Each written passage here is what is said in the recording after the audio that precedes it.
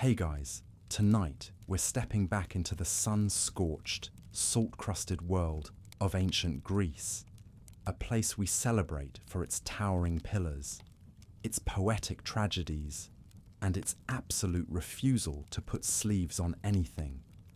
When you think of ancient Greece, your brain probably defaults to the postcard version.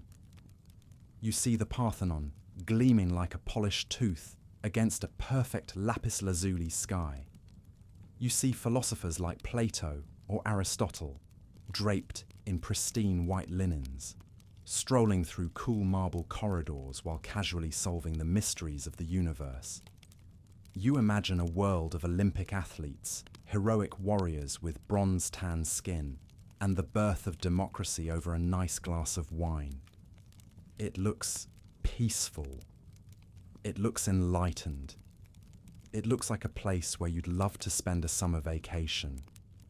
But I'm here to tell you that if you actually stepped out of a time machine and onto the dirt of an Athenian street in 430 BCE, your first instinct wouldn't be to debate the nature of the soul. Your first instinct would be to gag. Welcome to the real version of the Golden Age. Before we dive into the dirt and the glory, let's be honest about who we are. You are a product of the 21st century. You are currently likely sitting in a temperature-controlled room. You have access to high-speed internet, synthetic fabrics that don't itch, and a refrigerator full of food that doesn't have a 50% chance of containing parasites. You have spent your entire life in a world of soft comforts. You have soft beds, soft lighting, and soft water. And that, my friend, is exactly what makes you a soft target for the reality of the ancient world. In ancient Greece, there is no off switch for the environment. There is no air conditioning to retreat to when the Mediterranean sun turns the air into a physical weight that presses against your lungs.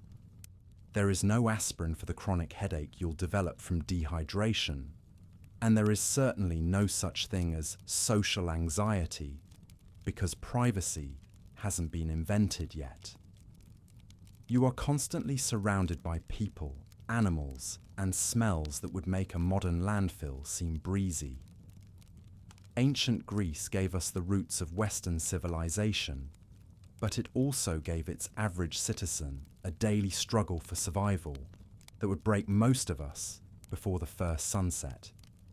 It was a world of sun-baked olive oil, slick skin, pungent odors, and a relentless, grinding physical labor that started the moment the sun touched the horizon. So, before you get too comfortable in your ergonomic chair, take a second to hit that like button and subscribe, but only if you're genuinely finding value in these deep dives into the grittier side of our history. It's the only way I know we're on the right track here.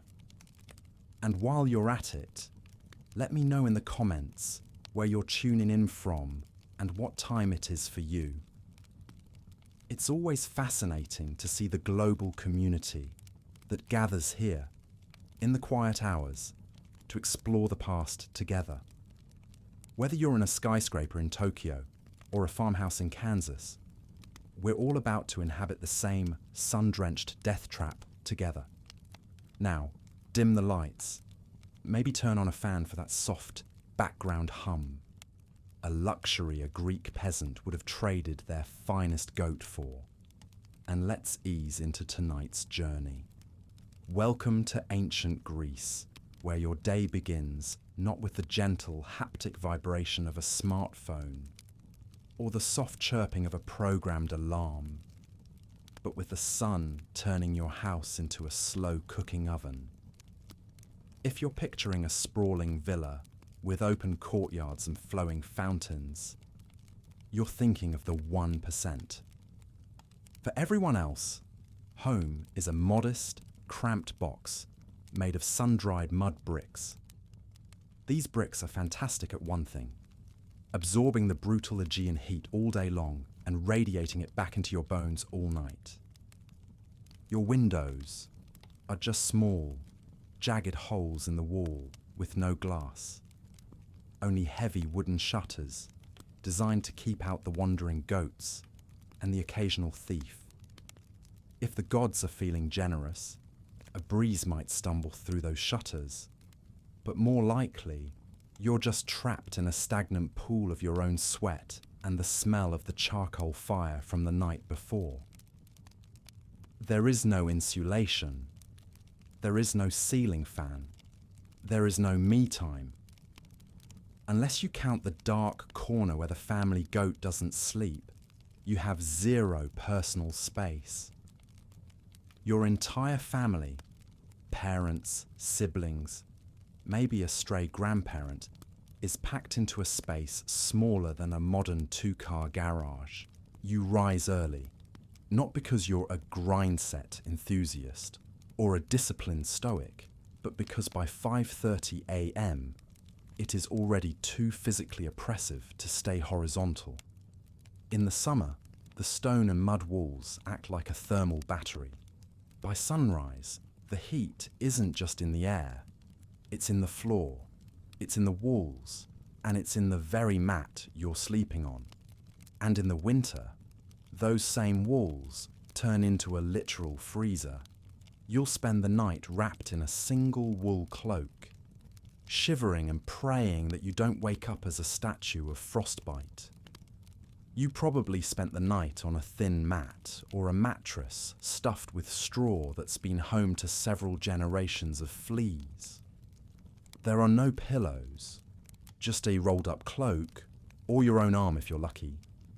You wake up with a stiff neck, a parched throat, and a layer of dust on your skin that seems to have materialized out of thin air. There is no running water. There is no splashing your face at a sink. Your first task of the day involves grabbing 2 massive clay jars and beginning the trek to the public fountain. If you're in a city like Athens, you're navigating narrow, winding alleys filled with the effluence of thousands of people who don't have indoor plumbing.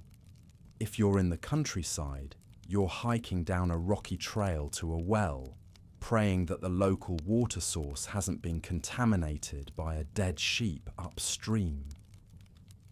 You carry that water back, balanced on your shoulders, feeling every ounce of that weight in your lower back. By the time you get home, you're already drenched in sweat. Your tunic is sticking to your skin in places no tunic should. And the sun hasn't even fully cleared the hills. This is the golden age. This is the beginning of the best part of your day. You haven't even eaten yet. Your body already aches, and the world around you is starting to roar with the sound of a civilization that functions entirely on muscle, grit, and the hope that the gods don't decide to ruin your life today just for a laugh. Modern life has made us soft, but ancient Greece was hard.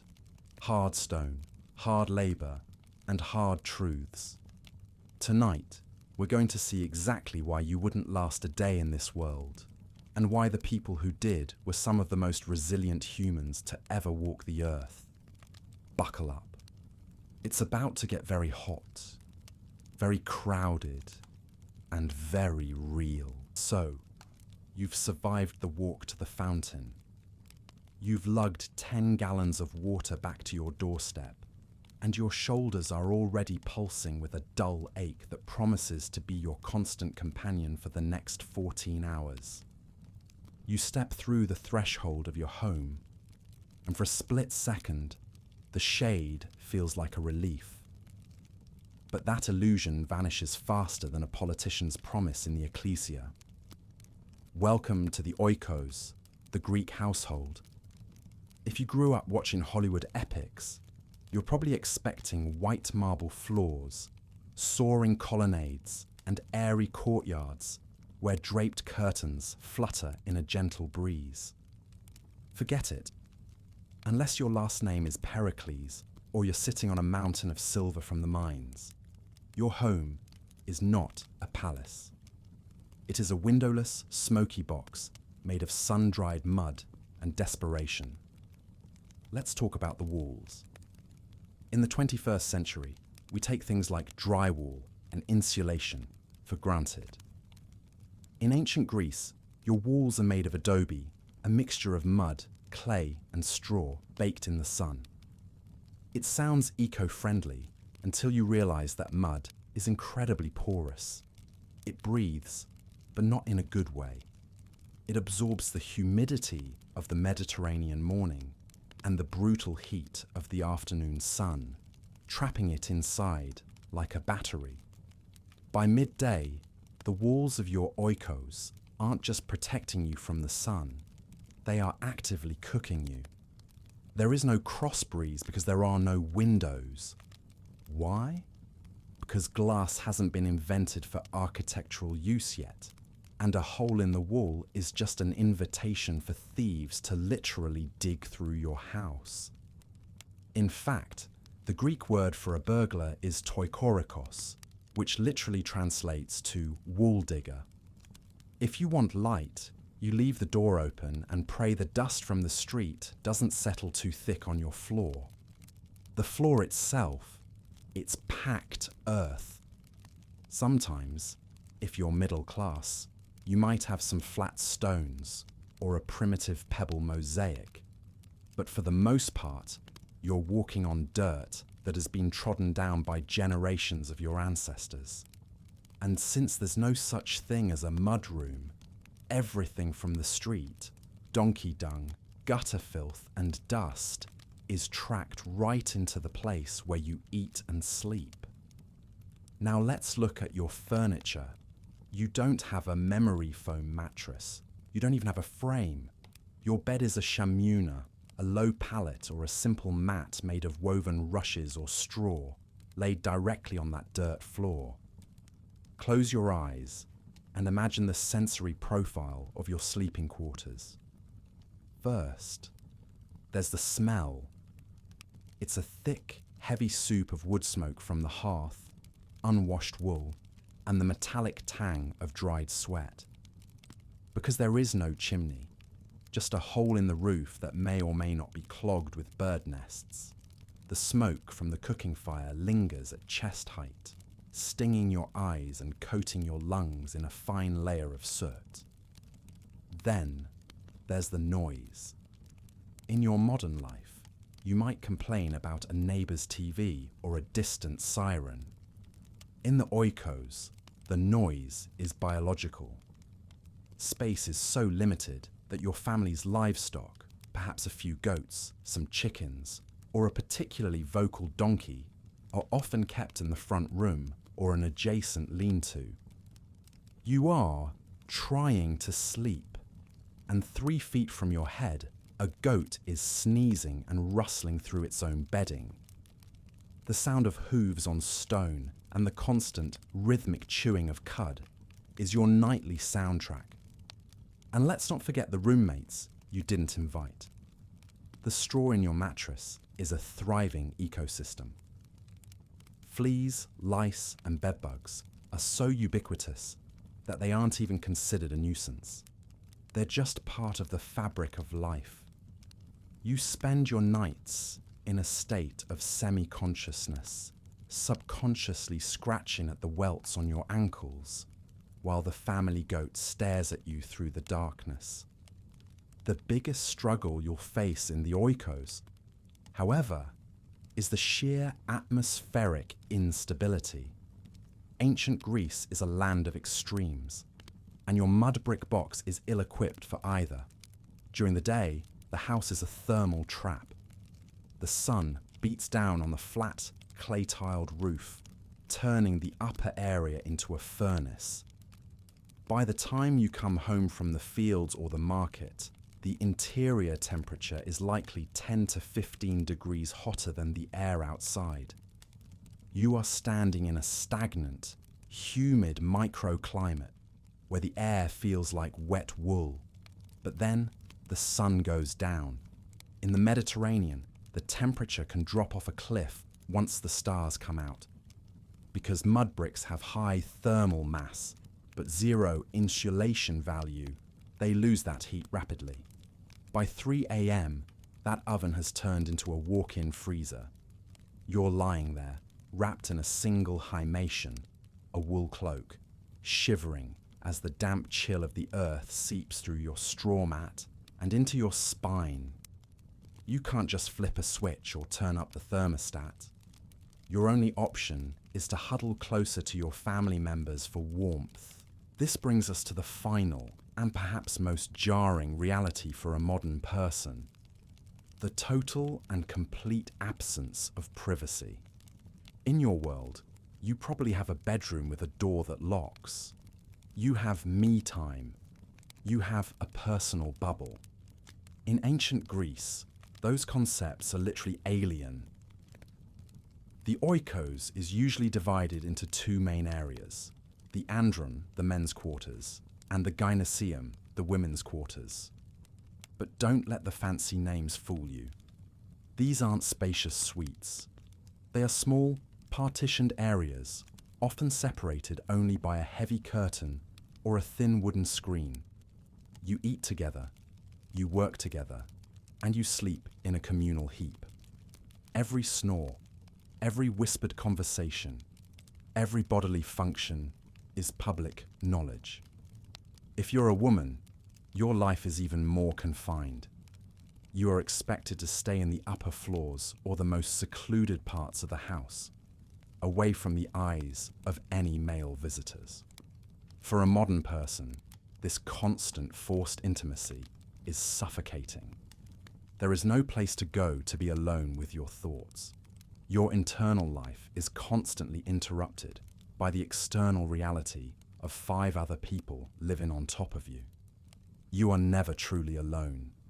And yet, in the middle of a crowded, smoky, goat-filled room, you've never felt more exposed. By the time you wake up for the second time, not because you're rested, but because the sun has started the cooking process all over again, you are exhausted. Your skin is tacky with a mixture of soot and sweat. Your lungs feel heavy from the hearth smoke, and you have a row of fresh flea bites along your waistband. You step outside, squinting into the blinding Grecian light, and realize you've only been home for 8 hours, and you're already desperate to leave. But where are you going to go? To work. And if you thought the house was bad, wait until you see what the Greeks consider a balanced breakfast. You've survived the night in the mud brick microwave. Your back is stiff from the straw mat, and the air is already thick with the smell of the city waking up. Your stomach growls, a hollow, demanding sound that reminds you that you haven't eaten in 12 hours. In your modern life, this is the part where you'd walk to the kitchen, hit a button on the coffee maker, and weigh the pros and cons of avocado toast versus a bowl of sugary cereal. In ancient Greece, breakfast is not an event. It is a grim necessity. There are no colourful boxes, no scrambled eggs, and certainly no caffeine. Instead, welcome to the akratismos, the first meal of the day, and quite possibly the most depressing culinary experience of your life. Your meal consists of exactly one thing: maza. To call it bread is an insult to sourdough. Maza is a staple food made from ground barley. While the elite might occasionally enjoy artos, wheat bread, you are part of the 99%, which means your life revolves around barley. Barley was the engine of the ancient world, but it wasn't easy to work with. Unlike wheat, barley doesn't rise well. To make maza, the grains are toasted to kill off pests and then ground into a coarse, gritty flour. This flour is mixed with water and perhaps a drop of oil if you're having a luxurious week, and shaped into flat, dense cakes. Because firewood is expensive and the communal ovens are a trek, These cakes are often baked until they are essentially dehydrated stones. When you pick up your piece of masa, it doesn't feel like food. It feels like a tectonic plate. It's rock hard, grey, and has the structural integrity of a sidewalk. If you tried to bite into it dry, you wouldn't just be eating breakfast. You'd be making an emergency appointment with a primitive dentist who uses bronze pliers and no anesthesia. To make this edible, you have to perform the ritual of the dunk. You take your barley brick and submerge it into a cup of wine until the edges soften enough to be chewed without breaking a molar. This isn't a gourmet pairing. It's a mechanical necessity. The texture is gritty. You can feel the hulls of the grains scraping against your tongue, and the taste is somewhere between cardboard and dust. It's a meal designed to provide calories, not joy. It is utilitarian, dry, and meant to be over as quickly as possible. Now, let's talk about that cup of wine. In the 21st century, we view wine as a social lubricant or a dinner accompaniment. In ancient Greece, it is your primary source of hydration. You might look at the sparkling Aegean Sea or the mountain springs and think, why not just drink the water? Because in a world without water treatment plants, fresh water is a biological lottery. Public fountains are often downstream from laundry runoff, animal waste, and the general filth of an urban centre. If you drink straight water from the wrong source, you aren't just quenching your thirst. You're inviting dysentery, cholera, or a host of parasites to take up permanent residence in your gut. The Greeks understood that water could be bad, even if they didn't understand the germ theory behind it. Their solution, akritos, unmixed wine, was considered a mark of a barbarian or a drunkard.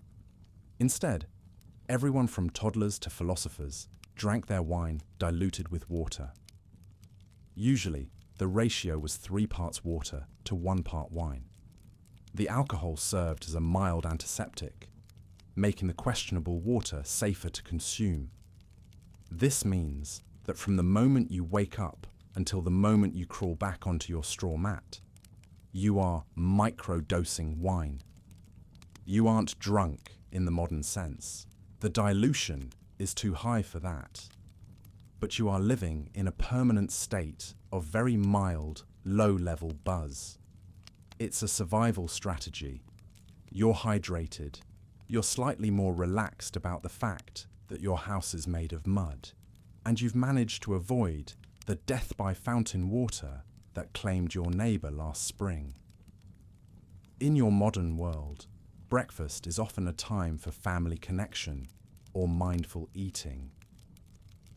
In the oikos, the social structure of the meal is as rigid as the masa you're chewing. First, there is no table in the way you think of it. There are no chairs with lumbar support. You are likely eating fast, standing up, or perched on a low wooden stool.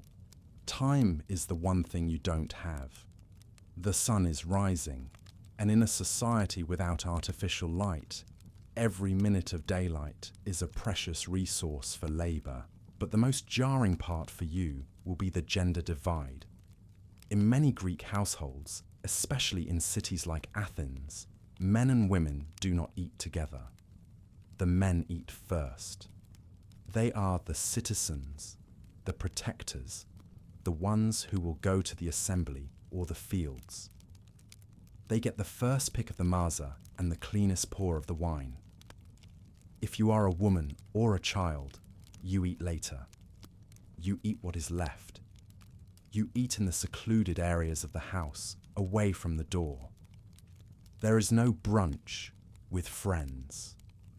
There is no conversation about your feelings or your plans for the day.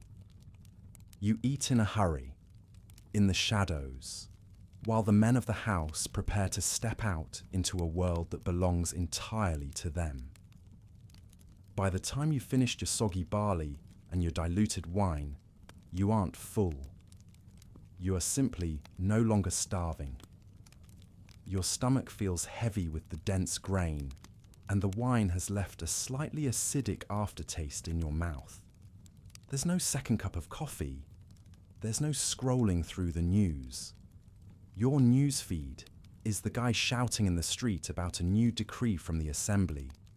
Your commute is a walk through a city that is already loud, smelly, and chaotic. As you step out of your door, the sun hits you like a physical blow. You're already sweating. Your tunic, which you've worn for 3 days straight, is starting to chafe. You've had your breakfast of disappointment. You've gambled with your hydration. And now the real work begins. You look around at the marble temples on the hill and think about the brilliant philosophers debating the good life.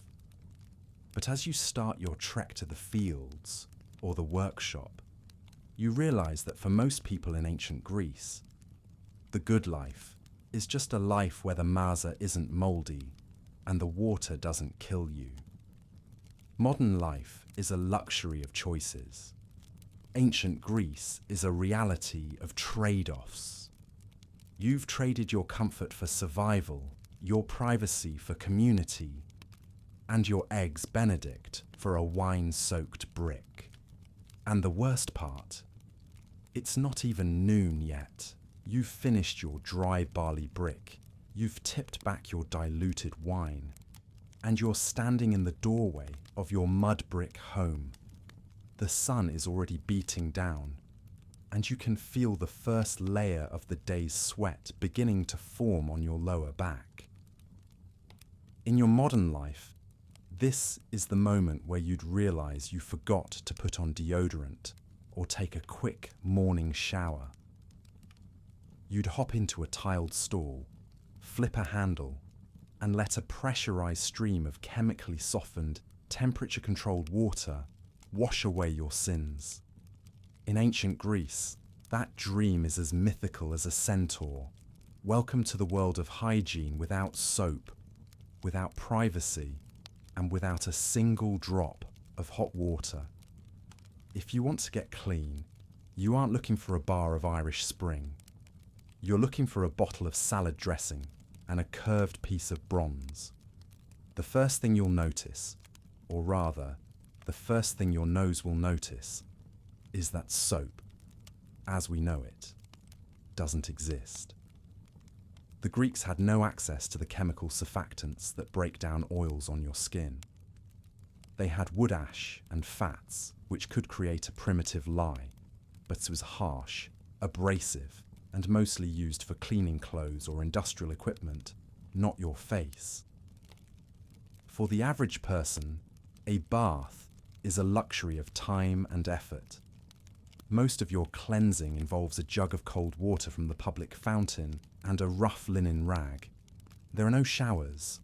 There are no tubs unless you're wealthy enough to have a dedicated bathing room with a lautarian, a large shallow basin on a stand. Even then, the water is cold. Heating water requires firewood, and firewood is expensive. Unless you're at a high-end gymnasium or a rare public bathhouse, you're splashing yourself with water that feels like it was melted off a mountain peak. So, how did the bronze-skinned heroes of the Iliad actually stay clean? They used the most ubiquitous substance in the Mediterranean, olive oil. Imagine you've spent the morning working in a dusty workshop or training in the dirt of the local palestra. You are covered in a fine, greyish grit mixed with sticky sweat. You don't reach for a towel. Instead, you strip naked. Privacy is a modern neurosis the Greeks simply didn't share, and you begin to slather yourself in olive oil.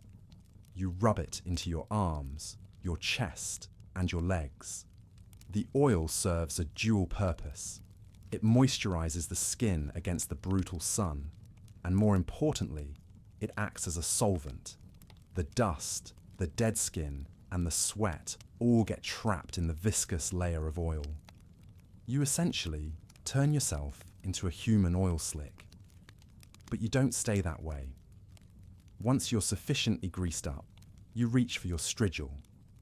This is a curved, hook-like metal blade, usually made of bronze or iron. You press the edge of the strigil against your skin and scrape. As you pull the blade across your body, a thick, grey, muddy sludge begins to accumulate on the metal. This is a mixture of the olive oil, your shed skin cells, and the literal filth of the Athenian streets. You scrape it off your arms, your torso, and your back, hopefully with a friend's help, flicking the sludge onto the ground. By the time you're done, you aren't clean by modern standards. You are simply less muddy. You still smell like olive oil, and you still have a fine film of grease on your skin, but the heavy layer of grime is gone. You finish by splashing some of that freezing fountain water over yourself and rubbing down with a rag. This is the salad dressing spa. It's greasy, it's loud, and it leaves you smelling like a very athletic kitchen. We see the statues today, smooth, gleaming marble reflecting the light, and we imagine the Greeks as these radiant, shimmering beings. We call it the Greek glow, but in reality, that glow was highly functional and, to a modern nose, highly pungent. Because you aren't using soap to strip away bacteria, your natural body odour is an ever-present part of your identity. You smell like a combination of old oil, wood smoke, and humans. Everyone does. The glow you see on an athlete in the Agora isn't a result of a 10-step skincare routine. It's a layer of oil and dust reflecting the sun. If you are wealthy, you might try to mask the scent with expensive perfumes made from myrrh, frankincense, or rose oil. But these are thick oil-based scents that don't so much freshen you as they do layer over you. The result is a uniquely ancient olfactory profile, a heavy floral musk competing with the scent of a person who hasn't seen a proper soap and water scrub in their entire life. The most difficult part for you, the modern time traveller, won't be the oil or the scraper. It will be the audience. In your world, hygiene is an intimate, private ritual performed behind a locked door. In ancient Greece, hygiene is a social sport. Whether you're at the public fountain or the gymnasium, you are getting clean in front of everyone. Men would gather at the gymnasiums to exercise, oil up, and scrape down together, debating politics and philosophy while they flicked grey sludge off their bronze blades. There is no shame in the body. There is no hiding. You are scraping your shins while the guy next to you tells you why he thinks the new tax on grain is a disaster. You are exposed to the elements, the flies, and the opinions of your neighbours all at once. By the time you've finished your spa treatment, your skin feels tight and slightly oily. Your tunic, which remember you haven't washed in a week, is going to go right back on over that oily skin, creating a fresh layer of friction and grime within minutes. Your hair, which you've likely washed with just water, is a wild, salt-crusted mane. You look at yourself in a polished bronze mirror, if you can find one, and you don't see a radiant hero. You see a person whose skin is shiny with grease, whose pores are clogged with the dust of 1,000 footsteps, and who is already starting to sweat through the oil again. You realize that the Greeks didn't value cleanliness because it made them smell like spring rain or ocean breeze. They valued it because it was a ritual of the body, a way to prepare for the assembly, the theatre, or the battlefield. They didn't mind the grease because the grease was a shield. But as you stand there, oily and slightly smelling of olives, you realize that your back still hurts, your feet are still filthy, and you're only halfway through the day. And now, you have to get dressed. You've oil scraped your way to a state of ancient clean, and now comes the challenge of getting dressed. In your modern life, you have a closet full of specialized gear. You have moisture-wicking synthetic fabrics for the gym, heavy denim for labor, and fitted cotton for the office. You have zippers, buttons, elastic waistbands, and Velcro.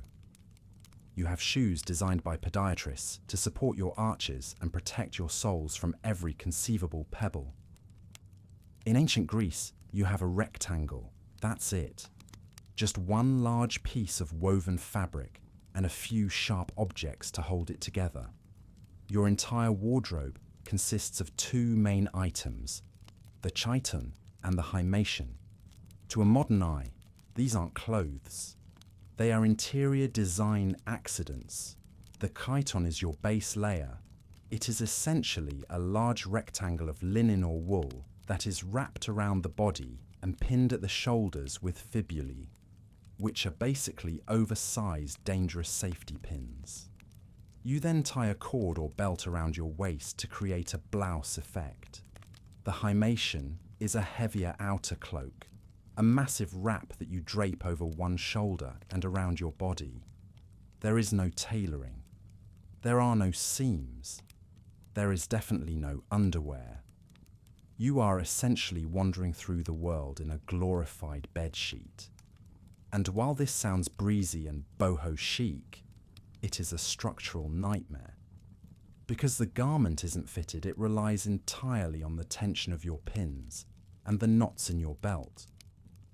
One wrong move, reaching for a high shelf in the market, tripping over a stone, or a sudden gust of wind, and your entire philosophical outlook is on public display. You are constantly adjusting, tucking, and repinning just to keep your dignity intact. For a modern person used to the security of leggings or a belt that actually works, the constant feeling of being pin slip away from total exposure, is a source of permanent low-level anxiety. If you thought the clothes were precarious, let's talk about your feet. If you are middle class, you might own a pair of leather sandals, a thin strip of cowhide tied to your foot with thongs that chafe between your toes. If you are a laborer or a farmer, you are likely barefoot. Now, imagine walking through the agora, the heart of the city. In your mind, the agora is a clean, marble-paved plaza where philosophers walk and talk. In reality, the agora is a high-traffic mud pit. There is no sewage system. There are no street sweepers. The ground is a thick, dark slurry. It's a mixture of sun-baked dust, donkey dung from the pack animals, fish guts discarded by the vendors, and the wastewater tossed out of front doors by residents who don't have a drain. Because the streets are narrow and the sun is hot, this mixture doesn't just sit there, it ferments. You are navigating this barefoot. You can feel the squelch of unidentified organic matter between your toes. You are stepping over sharp volcanic stones, jagged pieces of broken pottery, ostraca, and the occasional dead rat. By the time you reach the center of the market, your feet aren't just dirty. They are a biological hazard. You'll spend the rest of the day with that slurry drying into a crust on your ankles, and remember, you're going to walk right back into your house and onto your sleeping mat with those same feet tonight. Finally, we have to address the Aegean factor. You are living at a latitude where the sun isn't a friend. It is an adversary. In the 21st century, we have a multi-billion-dollar defense system against the sun. We have polarized sunglasses to protect our retinas. We have broad-spectrum SPF 50+ sunscreen. We have hats with UPF ratings. In ancient Greece, you have nothing.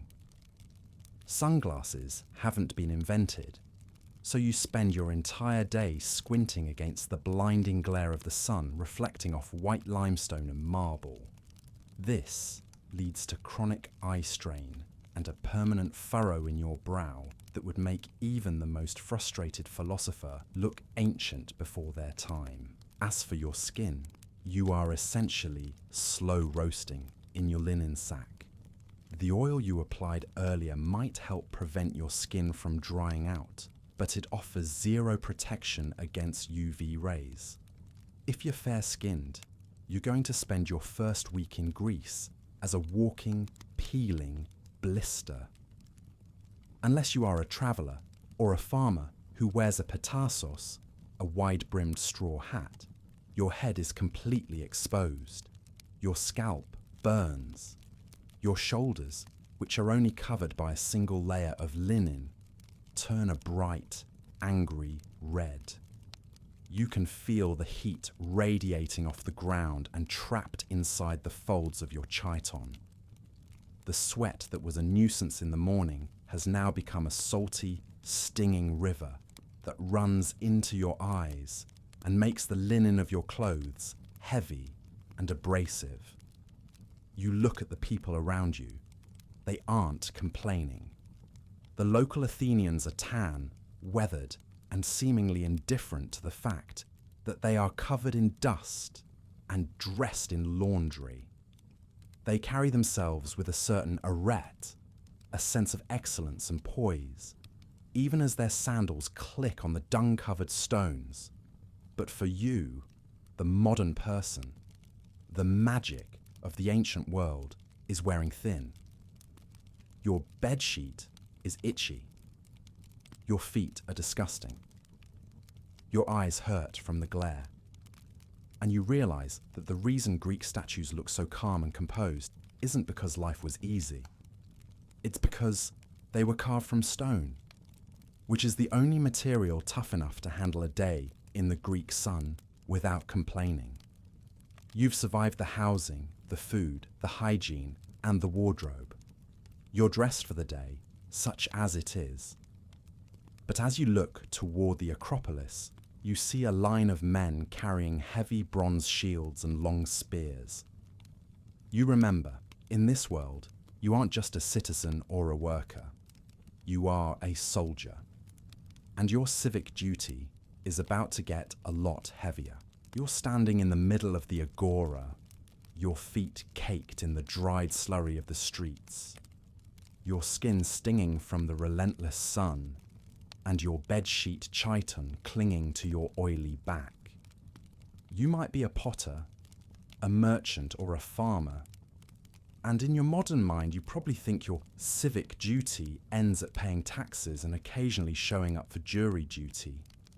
But then you hear it, the rhythmic metallic clang of a spear butt hitting a bronze shield. A messenger is shouting.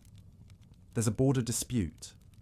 A neighbouring city-state has insulted your patron god. Or perhaps they've just looked at your olive groves with a bit too much greed. In ancient Greece, there is no professional standing army to handle this for you. There is no 1-800 number for the National Guard. In this world, if you are a male citizen, you aren't just a baker, you are a reservist. And the call to arms doesn't come with a government-issued kit. It comes with a bill. The first shock to your modern system is the financial burden of warfare. In the 21st century, the military provides your boots, your rifle, and your armour. In ancient Greece, the state provides exactly nothing. To be a hoplite, the heavy infantry that defined Greek warfare, you have to be wealthy enough to afford your own gear. You head back to your mud brick home and pull out your panoply. First, there's the aspers, the shield. It's a massive, circular beast made of wood and faced with a thin layer of bronze. It weighs about 15 pounds. Then comes the liner thorax, a breastplate made of layers of linen glued together, or bronze if you're particularly rich. The bronze greaves to protect your shins, and the iconic Corinthian helmet. By the time you've strapped all of this on, you are carrying an extra 50 to 70 pounds of equipment. And remember, you're doing this in the same 95-degree heat we've been talking about. You aren't wearing moisture-wicking undergarments. You're wearing that same itchy wool chiton. Within 10 minutes of putting on your bronze oven, your internal body temperature starts to climb. You aren't a high-tech soldier. You are a slow-cooked human in a metal shell. Now, imagine you're standing on a dusty plain outside the city. Across from you is another line of men exactly like you. Bakers, poets, and blacksmiths who would rather be anywhere else. You are part of the phalanx. Hollywood loves to depict Greek warfare as a series of heroic, one-on-one duels where shirtless men do backflips and shout catchphrases. The reality was much more claustrophobic and much more disgusting. A phalanx is a human wall segment. You stand shoulder to shoulder, so close that your shield overlaps with the man to your left. Your life literally depends on the stranger standing next to you not losing his nerve. As the two lines close in, the sensory experience is overwhelming. The sound is the first thing that breaks you. The deafening roar of thousands of men singing the paean, a battle hymn. The clashing of bronze on bronze and the screams of the wounded. Your vision is restricted to a tiny slit in your Corinthian helmet. You have no peripheral vision. You can't see the big picture. All you can see is the terrifying gleam of the spear points directly in front of your face. Then comes the othismos, the shove. The two lines don't just hit, they grind against each other. You are being pushed from behind by your own teammates, forced into the enemy's shields. It's hot, it's cramped, it smells like hot metal, unwashed bodies, and the literal scent of fear. You aren't fighting with grace. You are stabbing blindly with a 7-foot spear, dory, hoping to find a gap in the enemy's armor, while someone behind you is screaming in your ear to push. There is no room to move. If the man in front of you falls, you don't stop to mourn. You step over his body, or on it, to fill the gap. If you lose your footing, you are finished. You will be trampled by your own side before the enemy even gets a chance to finish the job. In the phalanx, you aren't a hero. You are a brick in a wall that is currently trying to crush another wall. Let's say the gods are kind. The enemy breaks first, they run, and your city-state claims a victory. You survived, but this is where the Golden Age shows its darkest side. In your modern world, we have a theoretically robust system for veterans. We have the VA, disability checks, physical therapy, and mental health support for PTSD. In ancient Greece, once the battle is over, you are just a guy again. If you took a spear through the shoulder and lost the use of your arm, there is no disability pension. There is no occupational therapy. You go back to your farm or your pottery wheel, and if you can't work, you starve. Your family might take care of you, or you might find yourself sitting at the edge of the agora with a wooden stick and a story that nobody wants to hear because everyone else was there too. The mental cost is just as steep. The Greeks didn't have a word for PTSD, but their plays are full of it. When you see Sophocles writing about Ajax going mad with grief and shame, You aren't seeing mythology.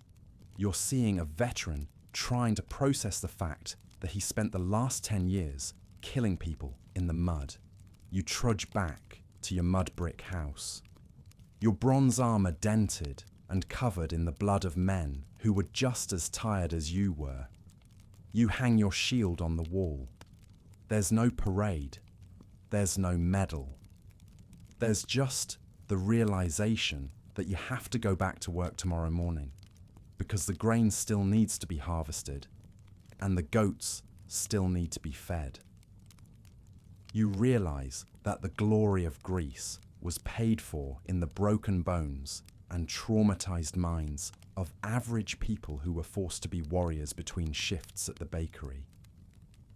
You look at your hands, still shaking from the adrenaline, and you realize you wouldn't last another day of this. But in ancient Greece, the next border dispute is usually only a few months away. Up to this point, we've been looking at the world through the eyes of a citizen, the guy who gets to vote in the assembly, buy armor, and occasionally scrape grey sludge off his own limbs. But if you were transported to ancient Greece, the statistical reality is that you wouldn't be that guy. You wouldn't be the philosopher or the hero. Because the glory of Greece was a VIP club with an incredibly exclusive guest list. Underneath the layers of white marble and democratic ideals lies the silent foundation of the excluded majority. This is the dark engine of the classical world. For every man standing in the sun debating the nature of the soul, there were 5 people in the shadows making sure he had the leisure time to do it. If you are a woman in ancient Greece, your experience isn't defined by the agora or the battlefield. It's defined by the 4 walls of the Gyneceum. While we celebrate the Greek goddesses like Athena or Artemis, the mortal women of Athens lived lives that were, by modern standards, closer to a form of house arrest. The Gyneceum was the women's quarters, usually located on the upper floor of the oikos. This wasn't a ladies' lounge. It was a workspace and a sanctuary of invisibility. As a woman, your virtue was tied directly to your absence from public life. A good woman was one whose name was never spoken outside the house, for better or for worse. While the men are out in the sun-drenched chaos of the city, you are in the dim, smoky interior of the house. Your life is a relentless cycle of spinning wool, weaving cloth, and managing the household. You don't get to vote. You don't get to own property in your own name. You are legally a perpetual minor, always under the guardianship of a Kyrios, your father, then your husband, then perhaps even your son. The irony is staggering. The society that invented democracy, literally demos kratos, or people power, viewed half its population as incapable of exercising it. You are the silent architect of the Greek family, the one who keeps the oikos running in a world of mud and fleas. And yet, history has largely scrubbed your voice from the record. But if the life of a woman was a struggle of confinement, the life of the enslaved was a descent into a literal underworld. We often talk about the golden age of Athens, but that gold was actually silver, and that silver was pulled out of the earth by people who were treated as living tools. Just a few miles away from the Parthenon lay the mines of Laurion. This is where the true cost of Greek philosophy was paid. Thousands of enslaved men were forced into tunnels so narrow they had to crawl on their bellies for hours, chipping away at the rock by the light of flickering oil lamps that consumed what little oxygen was available. There was no occupational safety here. The air was thick with toxic lead dust and the smell of human waste. If the tunnel collapsed, you were simply part of the rubble. If you fell ill, you were replaced. It was a conveyor belt of human suffering that funded the Athenian navy, the great temples, and the leisure time of the thinkers we quote today. When you hear about the freedom of the Greeks, remember that it was a highly localized freedom. It was a freedom that relied on the total subjugation of an estimated 30% to 40% of the population. The shining city on a hill was powered by a nightmare in the dirt. This is the great paradox that you'd have to swallow to survive a day in ancient Greece. You are surrounded by people who are obsessed with the concepts of dike, justice, and eleutheria, freedom. They write tragedies about the moral consequences of one's actions and comedies that satirize the abuse of power. But they saw no contradiction in building a just society on the backs of the unfree.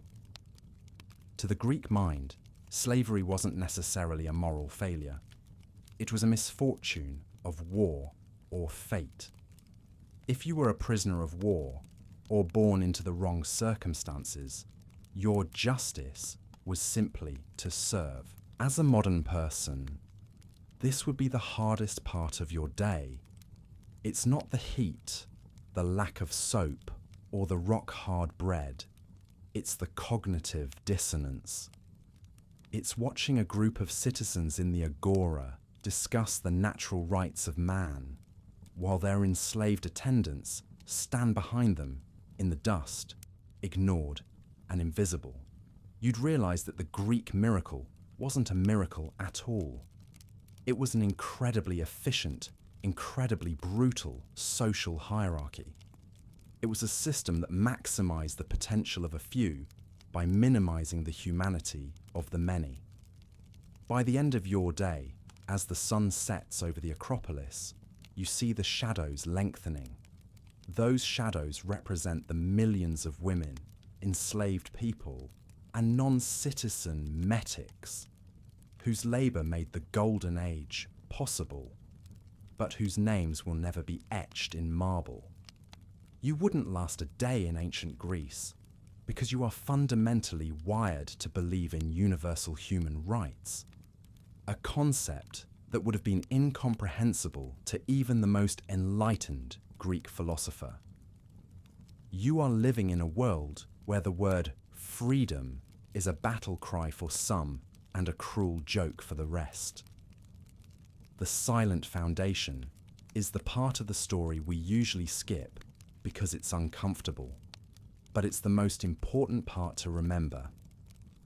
Because without the weaver in the gyneceum and the miner in the dark, there is no Plato, there is no Parthenon, and there is no ancient Greece. You've endured the mud brick heat, the rock-hard breakfast, the greasy oil scrapes, the itch of the unwashed chiton, and the bone-crushing pressure of the phalanx.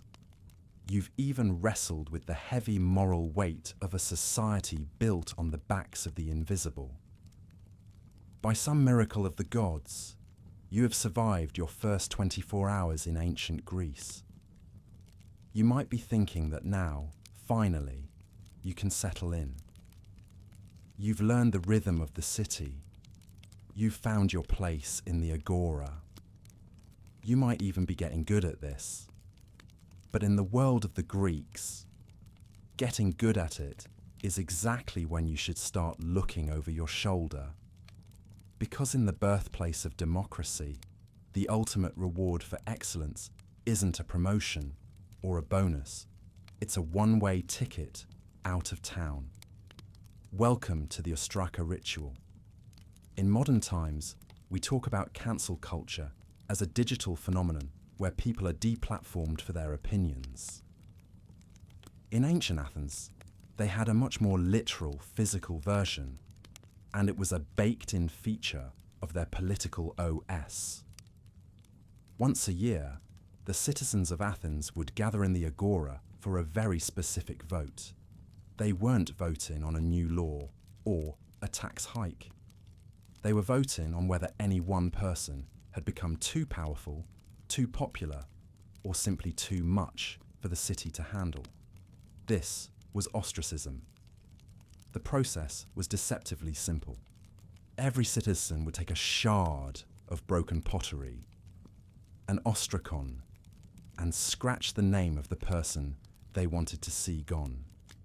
If at least 6,000 people cast a ballot, the winner, or loser, depending on how you look at it, was given 10 days to pack their few belongings and leave the city for 10 years.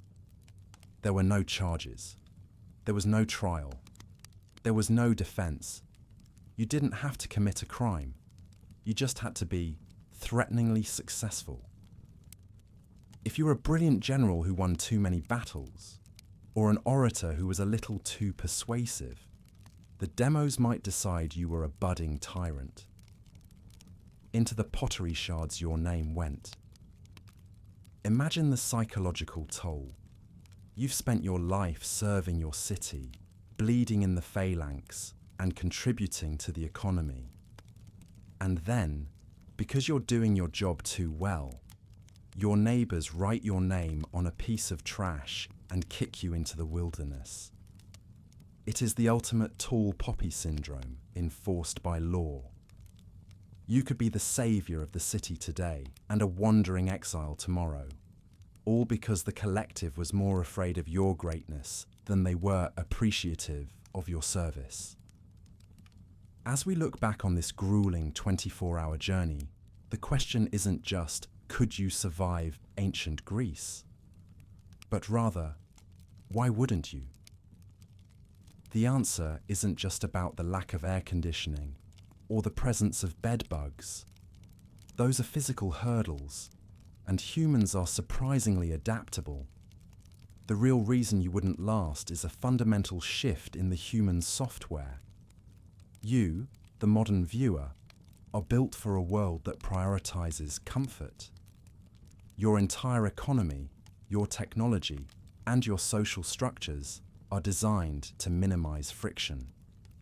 We view the good life as one with the least amount of pain and the highest amount of personal choice. We believe that we are entitled to privacy, to safety, and to a certain level of sensory pleasure as a baseline of existence. The Greeks lived in a world that didn't care about your comfort. It only cared about your contribution and your endurance. In the Greek world, your value was measured by what you could provide to the polis, the city-state, and how much suffering you could withstand without complaining. Strength wasn't just physical. It was the ability to exist in a state of permanent discomfort. The heat, the smell, the hunger, the constant threat of war, and still maintain your arete, your excellence. They didn't have mental health days. They had tragedies. They didn't have safe spaces. They had the assembly and the battlefield. To survive in ancient Greece, you have to strip away the soft parts of your identity. You have to accept that your life is not your own. It belongs to the gods, to the city, and to the soil. You have to find meaning not in your leisure, but in your labour. It's easy to look back at the Greeks and see only the misery, the mud bricks, the rock-hard bread, and the brutal silver mines. It's easy to feel superior because we have soap and electricity, but there is a profound, albeit painful, irony at play here. The very softness we enjoy today, the ability to sit in a quiet room and ponder the universe, the freedom to argue about politics without being exiled, the luxury of a warm shower, is a direct inheritance from those sun-scorched, oil-slicked people. They did the heavy lifting for Western civilization. They wrestled with the first messy, violent, imperfect versions of democracy. They asked the first hard questions about logic, ethics, and the soul, while they were shivering in windowless houses and bleeding in the dirt. Their misery provided the intellectual and cultural scaffolding for our luxury. They lived in a sun-drenched death trap, so that eventually, thousands of years later, we wouldn't have to. They bore the weight of the bronze shield so that we could have the freedom to put down the weight entirely. So, tonight, as you drift off to sleep, not on a flea-ridden straw mat, but on a mattress designed for your spine. Not in a smoky mud box, but in a room where the air is exactly the temperature you like it. Take a moment to remember the Greeks. Think of the baker, who was also a soldier. Think of the weaver in the shadows. Think of the philosopher walking barefoot through the slurry of the market. They were hard people living in a hard time, and they built the world we're currently standing on. We owe them a debt of gratitude, not just for their art and their ideas, but for their sheer, stubborn endurance. Because they survived their day in ancient Greece, we get to enjoy our day in the world they left behind. Thank you for joining me on this journey into the dust and the glory. I hope it's given you a little more appreciation for the pillow under your head and the water in your glass. Go ahead and turn off that fan now. The room is quiet, the lights are low, the journey is over. Good night.